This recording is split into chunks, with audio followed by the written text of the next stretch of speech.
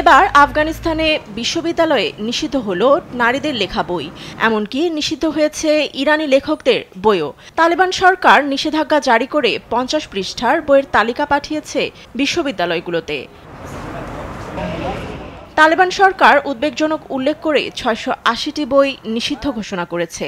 নাম প্রকাশে অনিচ্ছুক এক তালেবান কর্মকর্তা জানান, শরিয়া বিরোধী ও সরকারের নীতির সঙ্গে সাংঘর্ষিক হওয়ায় বাতিল হয়েছে বইগুলো। এর মধ্যে আছে সেফটি ইন দ্য কেমিক্যাল ল্যাবরেটরির মতো বইও।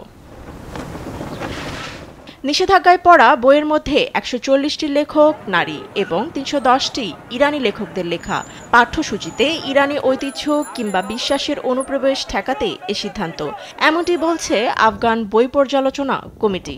আমি বুঝি নির্মাণের শিল্প, সালাম স্টিল বোঝে durability. Salam steel, most durable steel. Kabul বিশ্ববিদ্যালয়ের একজন শিক্ষকের দাবি, এসব বই অপসারণে উচ্চশিক্ষায় তৈরি হবে বিশাল শূন্যতা।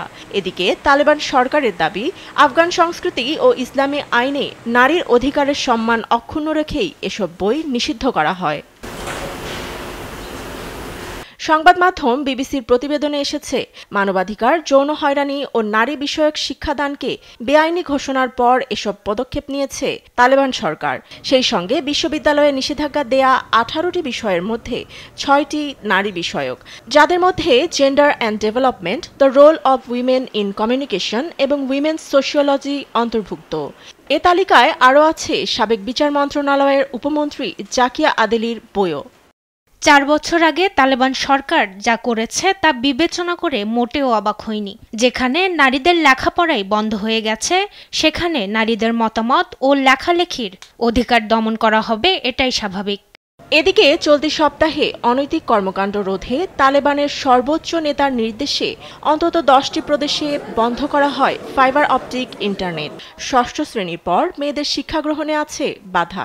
এমনকি 2024-এ বন্ধ করা হয় মিডওয়াইফারি বা ধাত্রীবিদ্যা কোর্সও। ফাতেমা তাসনিম, নিউজ ডেস্ক, দেশ টিভি।